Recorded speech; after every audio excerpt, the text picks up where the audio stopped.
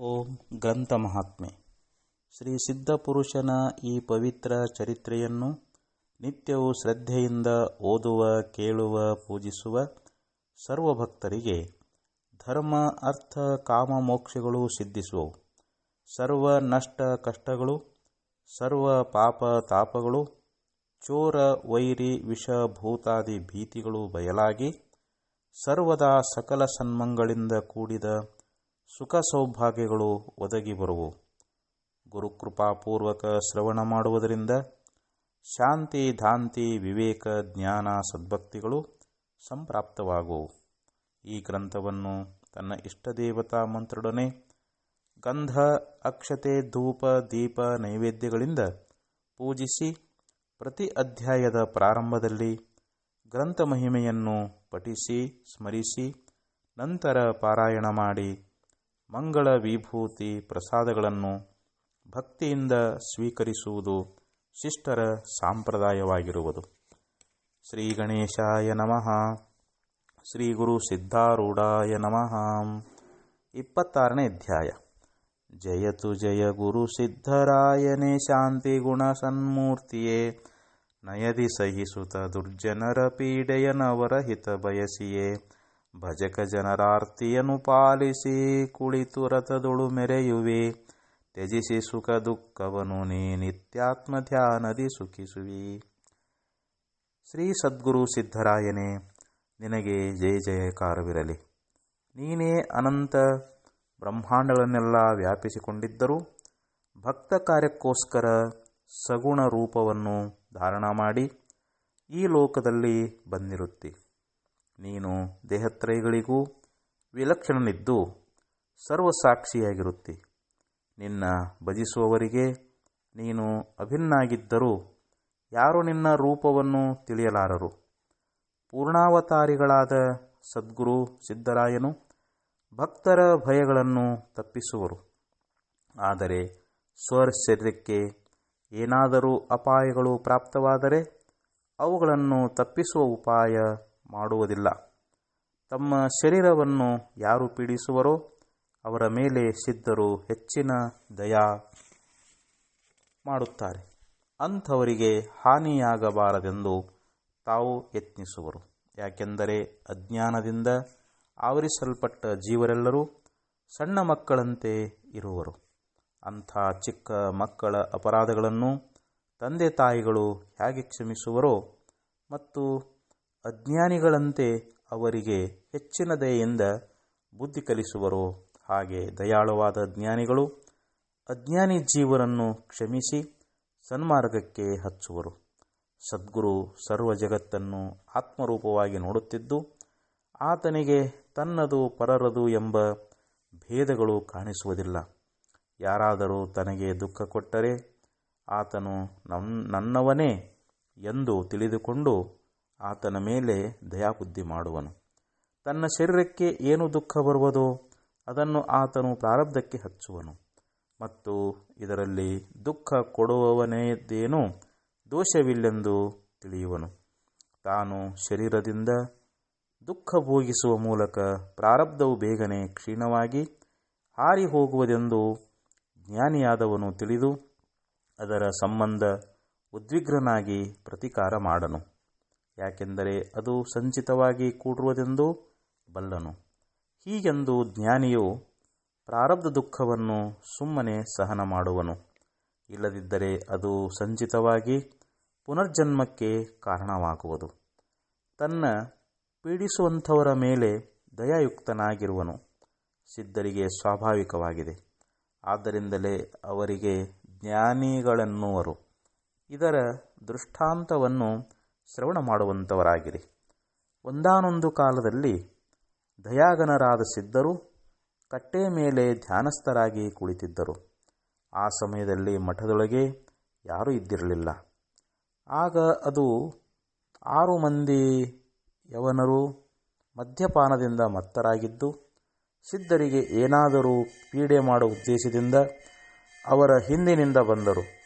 ಒಬ್ಬನು ಅಕಸ್ಮಾತ್ತಾಗಿ ಸಿದ್ಧರಿಗೆ ದೂಡಿಬಿಟ್ಟನು. ಅವರು ಕಟ್ಟೆ ಮೇಲಿಂದ ಕೆಳಗೆ ಬಿದ್ದರು.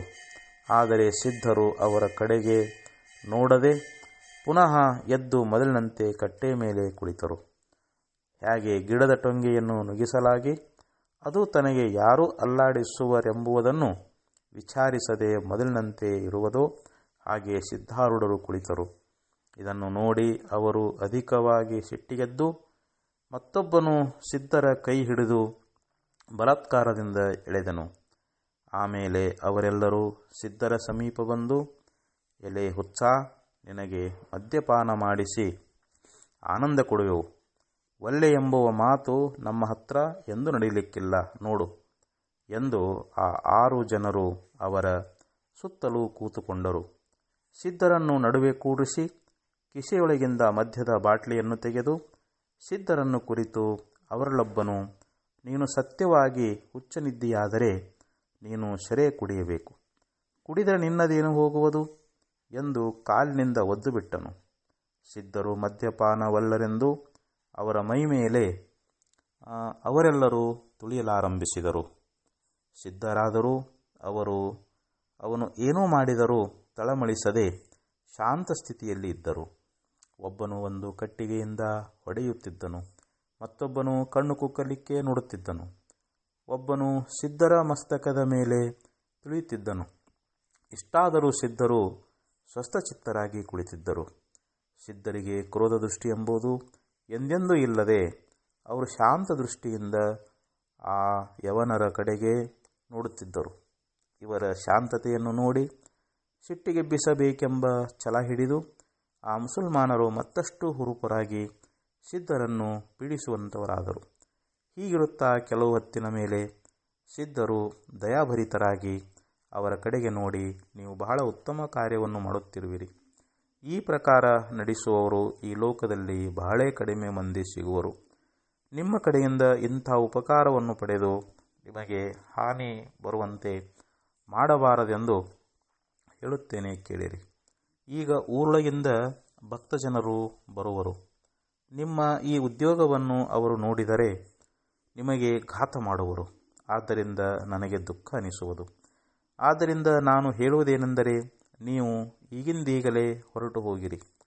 ನೀವು ಅವರ ದೃಷ್ಟಿಗೆ ಬಿದ್ದಿರೆಂದರೆ ನಿಮಗೆ ನಿಶ್ಚಯವಾಗಿ ಘಾತ ಆಗುವುದು. ನಾಳೆ ಇಷ್ಟೇ ಹೊತ್ತಿಗೆ ಇಲ್ಲಿಗೆ ಬಂದು ನೀವು ನನಗೆ ಯಥೇಷ್ಟವಾಗಿ ಹೊಡೆಯಿರಿ. ಈಗ ಬೇಗನೆ ನಡೆಯಿರಿ ಎಂದು ಅವರನ್ನು ದೂಡುವಂಥವರಾದರು. ಆ ಯವನರು ಮದ್ಯಪಾನದಿಂದ ಉನ್ಮತ್ತರಾಗಿ, ಎಲೈ ಹುಚ್ಚ, ಏನು ಅನ್ನುತ್ತೀಯೋ, ನಿನ್ನನ್ನು ಪೂರಾ ಕೊಂದೇ ನಾವು ಹೋಗುವೆವು ಎಂದು ಸಿದ್ಧರನ್ನು ಕೊಲ್ಲುವ ಉದ್ದೇಶದಿಂದ ಒಂದು ದೊಡ್ಡದಾದ ಕಲ್ಲು ಹೊತ್ತುಕೊಂಡು ಬಂದರು. ಇಷ್ಟರೊಳಗೆ ಜನರು ಮಾತಾಡುವ ಸಪ್ಪಳವು ಸಮೀಪವೇ ಕೇಳಿ ಅವರು ಕಲ್ಲು ಒಗೆದು ಓಡಿ ಹೋಗಿ ಯಾರಿಗೂ ಕಾಣಿಸದಂತೆ ನಿಂತು ನೋಡುತ್ತಿದ್ದರು. ಆ ಭಕ್ತಜನರು ಸಿದ್ಧರನ್ನು ನೋಡಿ ಅವರ ಮುಂದೆ ಸಾಷ್ಟಾಂಗ ಹಾಕುತ್ತಿರುವುದನ್ನು ಯವನರು ನೋಡುತ್ತಿದ್ದರು. ಆಗ ದಯಾಪೂರ್ಣರಾದ ಸಿದ್ಧಾರೂಢರನ್ನು ಕುರಿತು ಆ ಭಕ್ತಜನರು, ಹೇ ಮಹಾಸ್ವಾಮಿ, ಕೃಪಾಮೂರ್ತಿ, ನಮ್ಮ ದೀನ ವಚನವನ್ನು ಶ್ರವಣ ಮಾಡಬೇಕು. ಇವತ್ತು ಕಾಳಮ್ಮನ ರಥೋತ್ಸವ ಮಾಡಬೇಕೆಂದು ರಥವನ್ನು ಶೃಂಗರಿಸಿ ಊರೊಳಗೆ ನಿಂದಿರಿಸಿದೆವು. ಕಾಳಮ್ಮನ ಮೂರ್ತಿಯನ್ನು ಅಲಂಕರಿಸಿ ರಥದ ಮೇಲೆ ಸ್ಥಾಪಿಸಿದೆವು. ಆದರೆ ಎಷ್ಟು ಪ್ರಯತ್ನಪಟ್ಟು ರಥವನ್ನು ಎಳೆದರೂ ರಥವು ಅಲ್ಲಾಡುವುದಿಲ್ಲ. ಆಗ ಒಬ್ಬ ಗೃಹಸ್ಥನು ಬಂದು, ಮಹಾತ್ಮರ ಸನ್ನಿಧಿ ವಿನಃ ರಥ ನಡೆಯಲಾರದು ಎಂದು ಅಂದದ್ದು ಕೇಳಿ ನಾವು ನಮ್ಮ ಕಡೆಗೆ ಬಂದಿರುತ್ತೇವೆ. ನೀವು ಸತ್ಯವಾಗಿ ಮಹಾತ್ಮರೇ ಇದ್ದೀರಿ. ಅಲ್ಲಿ ತನಕ ಬರುವಂಥವರಾದರೆ ಎಂದರೆ ಬಹಳ ಉತ್ತಮವಾಗುವುದು.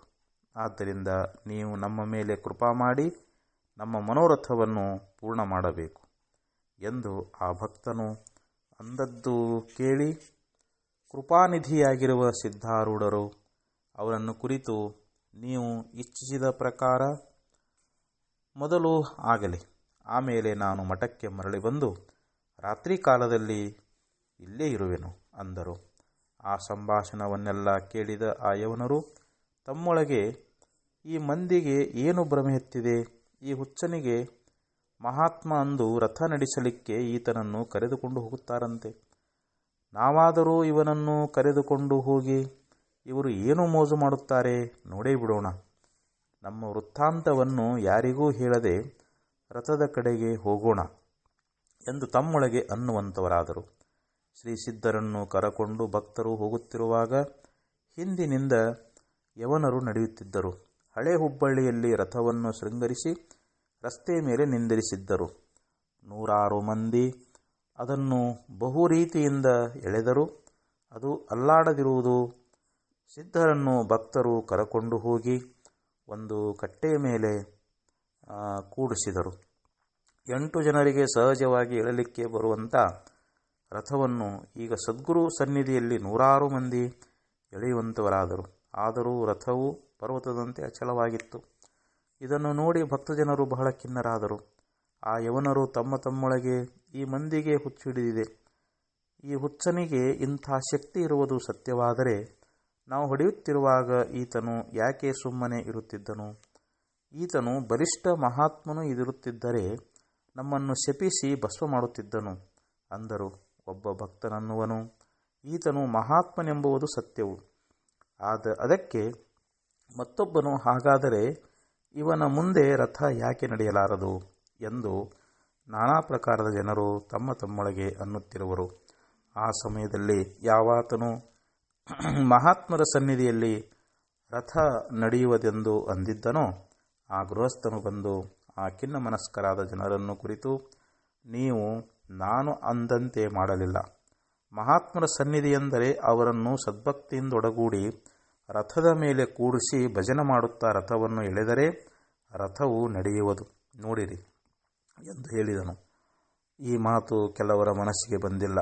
ಅವರು ಕಾಳಮ್ಮನನ್ನು ಬಿಟ್ಟು ಅವನನ್ನು ರಥದಲ್ಲಿ ಕುಳ್ಳಿರಿಸಿದರೆ ನಮ್ಮ ಮೇಲೆ ಆ ದೇವಿ ಕ್ಷೋಭಗೊಳ್ಳುವಳು ಎಂದು ಹೇಳಿದರು.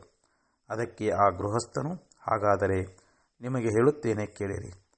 ನಿನ್ನೆ ನನ್ನ ಸ್ವಪ್ನದಲ್ಲಿ ಬಂದು, ಕಾಳಮ್ಮ, ನೀವು ನಾಳೆ ಸಿದ್ಧರನ್ನು ಕೂಡಿಸದೆ ರಥ ಎಳೆಯಲಿಕ್ಕೆ ನೋಡಿದರೆ ನಾನು ಅದನ್ನು ನಡೆಯಲಿಕ್ಕೆ ಬಿಡೆನು ಎಂದು ಹೇಳಿದ್ದರೂ ನನ್ನ ಮನಸ್ಸಿನಲ್ಲಿ ಸಂಶಯವಿತ್ತು. ಆದರೆ ಇವತ್ತು ರಥವು ನಡೆಯದೆ ಇದ್ದದ್ದನ್ನು ನೋಡಿ ಸ್ವಪ್ನವು ಸತ್ಯವೆಂದು ತಿಳಿದುಕೊಂಡೆನು. ಈ ಪ್ರಕಾರ ಕಾಳಮ್ಮನ ಆಜ್ಞೆಯಾಗಿರುವುದರಿಂದ ಆ ದೇವಿಯ ಆಜ್ಞೆಯನ್ನು ನಡೆಸುವುದರಿಂದ ಏನೇನೂ ಭಯವಿಲ್ಲ. ಎರಡನೇ ಉಪಾಯವೇ ಇಲ್ಲ ಅಂದನು. ಈ ವಚನವು ಎಲ್ಲರಿಗೂ ಮಾನ್ಯವಾಯಿತು. ಅನಂತರ ಸಿದ್ಧಾರೂಢರಿಗೆ ವಿವಿಧ ಭೂಷಣಗಳಿಂದ ಅಲಂಕರಿಸಿ ರಥದ ಮೇಲೆ ಕೂಡಿಸಿದರು. ಆಗ ಎಲ್ಲರಿಗೂ ಆನಂದವಾಯಿತು. ಆ ಸತೇಜ ಸಿದ್ಧಮೂರ್ತಿಯು ತಾರಾಂಗಣದ ಮಧ್ಯದಲ್ಲಿ ಚಂದ್ರನು ಶೋಭಿಸುವಂತೆ ಅಥವಾ ಮೇಘಗಳ ನಡುವೆ ವಿದ್ಯುಲ್ಲತೆಯಂತೆ ರಥದ ಮೇಲೆ ವಿರಾಜಿಸುತ್ತಿತ್ತು. ಸದ್ಗುರು ಮುಖದ ಮೇಲಿನ ಶಾಂತಿಯ ತೇಜವು ಭಕ್ತಮುಖ ಕಮಲಗಳಿಗೆ ಸೂರ್ಯಬಿಂಬದಂತೆ ಕಾಣಿಸುವಂತದ್ದಾಯಿತು. ಆ ಸದ್ಗುರು ಮುಖವನ್ನು ನೋಡುತ್ತಾ ನೋಡುತ್ತಾ ಸರ್ವಾಂತರದಲ್ಲಿ ಆನಂದ ಉಕ್ಕುತ್ತಾ ಬರಲಾರಂಭಿಸಿತು. ಆಗ ಸುವಾಸಿನಿ ಸ್ತ್ರೀಯರು ಬಂದು ಮುಖದಿಂದ ಮಂಗಳಾರತಿಯನ್ನು ಸುಸ್ವರದಿಂದ ಹಾಡುತ್ತಾ ಪಂಚಾರತಿಯನ್ನು ಬೆಳಗುವಂಥವರಾದರು. ಎಲ್ಲರೂ ಜಯ ಜಯಕಾರ ಗರ್ಜನೆ ಮಾಡುತ್ತಿರುವರು. ಈಗ ರಥಕ್ಕೆ ಹಸ್ತ ಸ್ಪರ್ಶಿಸಿದ ಮಾತ್ರದಿಂದ ರಥವು ಮುಂದೆ ನಡೆಯಲಾರಂಭಿಸಿತು. ನಿಂದಕರೆಲ್ಲರೂ ಈ ಚಮತ್ಕಾರವನ್ನು ನೋಡಿ ಭ್ರಮೆಗೊಂಡರು. ಎಲ್ಲರೊಳಗೆ ಆಶ್ಚರ್ಯ ಹಿಡಿಸಲಾರದಂತಾಯಿತು. ಯಾವ ಪ್ರಕಾರ ನದಿಗೆ ಮಹಾಪೂರ ಬಂದಿರುವಾಗ ಗಿಡಗಳು ಕಲ್ಲುಗಳು ಎಲ್ಲ ಕೂಡಿ ಹರಿದು ಹೋಗುತ್ತವೆಯೋ ಅದೇ ಪ್ರಕಾರ ಇಲ್ಲಿ ಆನಂದದ ಪ್ರವಾಹ ಬಂದಿದ್ದು ಎಲ್ಲ ಭಕ್ತರು ಅಭಕ್ತರು ಅದರೊಳಗೆ ಕೂಡಿ ಹೋಗುವಂಥವರಾದರು. ರಥ ನಡೆಯುತ್ತಿರುವಾಗ ಎಲ್ಲ ಜನರು ನಾಮಘೋಷವನ್ನು ಮಾಡುತ್ತಿದ್ದರು. ವಂದಕರು ನಿಂದಕರು ಸಿದ್ಧರ ಮುಖಾವಲೋಕನದಿಂದ ಸಮಾನವಾಗಿ ಆನಂದ ಪಡುವಂಥವರಾದರು. ಉತ್ಸವ ಸಮಾಪ್ತವಾಯಿತು. ಆಗ ಎಲ್ಲರೂ ಸದ್ಗುರುಗಳ ಸಮೀಪ ಬಂದು ಅವರ ಚರಣಗಳಿಗೆ ನಮಸ್ಕರಿಸುತ್ತಿರುವ ಸಮಯದಲ್ಲಿ ಅಪೂರ್ವ ಸಂದಣಿಯಾಯಿತು. ಆಮೇಲೆ ಸದ್ಗುರುರಾಯನು ಸಿದ್ಧಾಶ್ರಮಕ್ಕೆ ಹೋಗಿ ಯಥಾಪೂರ್ವ ಕಟ್ಟೆಯ ಮೇಲೆ ಕುಳಿತುಕೊಂಡು ತನ್ನೊಳಗೆ, ಇದೆಲ್ಲ ಈಶ್ವರಿ ಮಾಯೆ ಇರುತ್ತದೆ, ಇದರೊಳಗೆ ನನ್ನದೇನೂ ಇಲ್ಲ. ಈ ಜಾಗೃತ್ ಪ್ರಪಂಚವಾದರೂ ಸ್ವಪ್ನವತ್ತಿರುವುದು, ಇದರೊಳಗೆ ಸತ್ಯ ಏನೇನೂ ಇರುವುದಿಲ್ಲ. ಎಲ್ಲವೂ ನಾನೇ ಆಗಿ ನನ್ನೊಳಗೆ ನಾನೇ ಹಾಡುತ್ತಿರುವೆನು ಎಂದು ಆಲೋಚಿಸುತ್ತಿದ್ದರು. ಇದೇ ಸಮಯದಲ್ಲಿ ಆ 6 ಮಂದಿ ಯವನರು ಬರುವುದನ್ನು ಸಿದ್ಧರು ಕಂಡು, ನೀವು ಈಗಲೇ ಬಂದಿರಿ, ಒಳ್ಳೆಯದಾಯಿತು. ನಿಮ್ಮ ಕೆಲಸ ಈಗಲೇ ತೀರಿಸಿಕೊಳ್ಳಿರಿ. ನೀವು ಆಗ ಚೆಲ್ಲಿಬಿಟ್ಟು ಕಲ್ಲು ಅಲ್ಲಿ ಅದೇ. ಈಗ ನಿಮಗೆ ಏನೇನೂ ಭೀತಿ ಇಲ್ಲ. ನಿಮ್ಮ ಮನೋರಥವನ್ನು ನಿರ್ಭಯಚಿತ್ತರಾಗಿ ಪೂರೈಸಿಕೊಳ್ಳಿರಿ ಯವನರೇ ಅಂದರು. ಸಿದ್ಧರು ಹೀಗನ್ನುತ್ತಿರುವಾಗ ಆ ಯವನರು ಸಿದ್ಧರ ಸಮೀಪ ಬಂದು ಅವರ ಚರಣಗಳಿಗೆ ನಮಸ್ಕರಿಸಿ, ನಮ್ಮನ್ನು ಕ್ಷಮಿಸಿರಿ, ನಿಮ್ಮನ್ನು ಬಹಳ ಕಾಡಿದೆವು, ನಾವು ಮಹಾಪಾಪಿಷ್ಠರಿದ್ದೇವೆ, ನೀವು ಹುಚ್ಚರಂತೆ ನಮಗೆ ಕಾಣಿಸಿಕೊಂಡಿರಿ ಎಂದು ನಿಮ್ಮನ್ನು ಬಹಳ ಹೊಡೆದೆವು. ನೀವು ನಿಜವಾಗಿ ಮಹಾತ್ಮರಿದ್ದೀರಿ ಎಂದು ನಮಗೆ ಈಗ ತಿಳಿಯಿತು.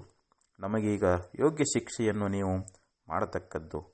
ನಮಗೆ ಯೋಗ್ಯವಾದ ದಂಡನೆ ಮಾಡದ ವಿನಃ ನಾವು ಇಲ್ಲಿಂದ ಹೋಗಲಾರೆವು ಎಂದು ಹೇಳಿದ್ದನ್ನು ಕೇಳಿ ಸಿದ್ಧರು ಅವರನ್ನು ಕುರಿತು, ನೀವು ಈಗ ಸದ್ಗುಣಗಳನ್ನು ಕೈಕೊಂಡಿರಿ. ನಿಮಗೆ ಯಾವಾಗ ಸದ್ಗುಣಗಳು ಬಂದವೋ ಆಗಲೇ ನಮ್ಮ ಕಾರ್ಯವೂ ಮುಗಿಯಿತು. ನಿಮ್ಮ ಹೊಡೆತಗಳನ್ನು ಸಹಿಸಿದ್ದು ಸಫಲವಾಯಿತು. ಏನೂ ಚಿಂತೆ ಮಾಡಬೇಡಿರಿ. ಈಗ ನೀವು ಮನೆಗೆ ಹೋಗಿ ನಿಮ್ಮ ಧರ್ಮವನ್ನು ಅನುಸರಿಸಿ ನಡೆಯಿರಿ. ಮದ್ಯಪಾನಾದ ವಿಷಯಗಳನ್ನು ತ್ಯಾಗ ಮಾಡಿರಿ. ಇದೇ ನಿಮಗೆ ಯೋಗ್ಯ ಶಿಕ್ಷೆಯಾಗಿರುತ್ತದೆ ಎಂದು ಹೇಳಿದ್ದು ಕೇಳಿ ಆ ಯವನರು ಸದ್ಗುರುಗಳ ಮುಂದೆ ಸಾಷ್ಟಾಂಗವನ್ನು ಹಾಕುತ್ತಾ ಬಹು ಅನುತಾಪಯುಕ್ತರಾಗಿ ಗಳಗಳನೆ ಅಳಲಾರಂಭಿಸಿ, ಸಿದ್ಧರಿಗೆ, ಹೇ ದಯಾಳುವಾದ ಸಿದ್ಧರಾಯನೇ, ದುಷ್ಟರಾದ ನಮ್ಮ ಮೇಲೆ ನೀನು ದಯಾ ಮಾಡಿರುವಿ. ನಾವು ಪೂರ್ವ ಪುಣ್ಯದಿಂದ ನಿನ್ನ ಚರಣಗಳನ್ನು ಹೊಂದಿದೆವು, ಇಲ್ಲದಿದ್ದರೆ ವ್ಯರ್ಥವಾಗಿ ಹೋಗುತ್ತಿದ್ದೆವು. ಈಗ ನಮ್ಮನ್ನು ಕೃಪಾಹಸ್ತದಿಂದ ಉದ್ಧರಿಸತಕ್ಕದ್ದು. ನಮ್ಮ ದುಷ್ಟ ಸಂಘವನ್ನು ತಪ್ಪಿಸಿ ನಮಗೆ ಸತ್ಸಂಗವನ್ನೇ ಕೊಡುವಂಥವನಾಗು ಎಂದು ಈ ಪ್ರಕಾರ ಪ್ರಾರ್ಥಿಸಿ ತಮ್ಮ ಸ್ವಸ್ಥಾನಕ್ಕೆ ಹೋಗುವಂಥವರಾದರು.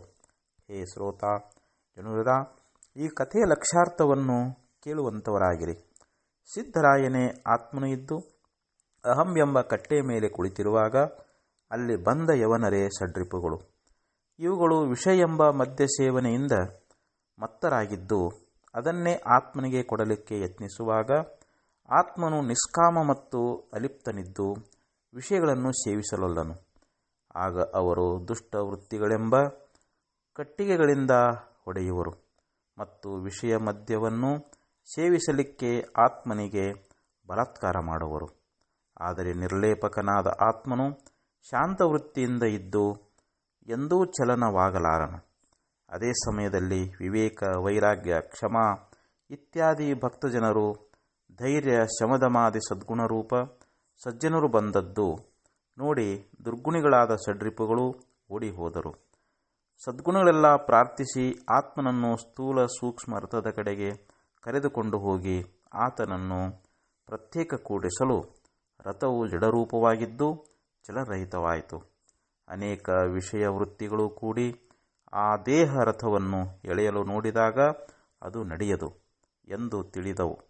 ಆಗ ಸದ್ಗುರು ಎಂಬ ಗೃಹಸ್ಥನು ಬಂದು ಅವರನ್ನು ಕುರಿತು, ಆತ್ಮನ ಹೊರತು ದೇಹವು ಚಲಿಸಲಾರದು ಎಂದು ಅಂದದ್ದು ಕೇಳಿ ದೇಹದ ರಥದ ಮೇಲೆ ಆತ್ಮನನ್ನು ಕೂಡಿಸಿದ ಕೂಡಲೇ ರಥವು ನಡೆಯಲಾರಂಭಿಸಿತು. ಅನಂತರ ಆತ್ಮನು ತನ್ನ ಪೂರ್ವಸ್ಥಿತಿಯಲ್ಲಿರುವಂಥವನಾದನು. ಆಗ ಆ ಷಡ್ರಿಪುಗಳು ಬಂದು ಆತ್ಮನನ್ನು ಕುರಿತು, ನಾವು ಉನ್ಮತ್ತರಾಗಿ ನೀನು ಜೀವನೆಂದು ತಿಳಿದೆವು, ನಮ್ಮನ್ನು ಕ್ಷಮಿಸಬೇಕು ಎಂದು ಅನ್ನುವುದು ಕೇಳಿ ಆತ್ಮನು ಅವರಿಗೆ ಅಭಯವನ್ನು ಕೊಟ್ಟು ಅವರ ದುರ್ವೃತ್ತಿಯನ್ನು ಬಿಡಿಸಿ ಸದ್ವೃತ್ತಿಯನ್ನು ಹಚ್ಚಿ ದುರ್ಗುಣಗಳನ್ನು ಶುದ್ಧ ಮಾಡಿ ಆತ್ಮನು ಸ್ವರಾಜ್ಯವನ್ನು ಸುಖದಿಂದ ಮಾಡುವಂಥವನಾದನು ಎಂಬಲ್ಲಿಗೆ ಸಿದ್ಧಾರೂಢ ಕಥಾಮೃತೋಳು ಶ್ರವಣ ಮಾತ್ರದಿಂದ ಸರ್ವಪಾಪಗಳು ಬಸ್ ಮಾಡುವಂಥ ಅತಿ ಮಧುರವಾದ 26ನೇ ಅಧ್ಯಾಯವನ್ನು ಶಿವದಾಸನು ಶ್ರೀ ಸಿದ್ಧಾರೂಢ ಸದ್ಗುರು ಚರಣಾರವಿಂದಗಳಲ್ಲಿ ಅರ್ಪಿಸಿರುವನು.